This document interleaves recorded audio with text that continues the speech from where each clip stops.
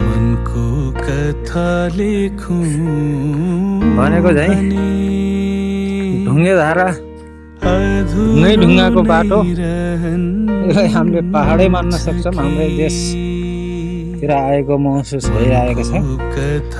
म चाहिँ नि रोमानियाको बुकारेस्ट भन्ने राजधानीमा कार्यरत थिएँ र अहिले क्रिसमसको बिदामा यहाँ आइएको छ। यतातिर हाम्रो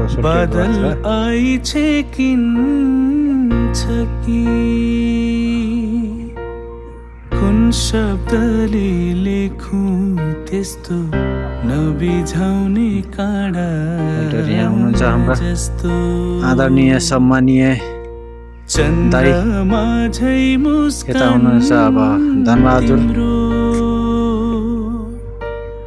चिट्ठी यहाँ अब दिदी हुनुहुन्छ। भन्छु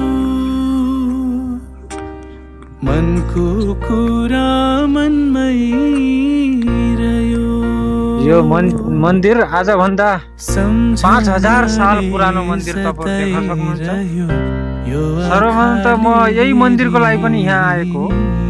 5000 साल पुरानो मन्दिर हेर्नुहोस्, बाहिरबाट 5000 साल पुरानो मन्दिर।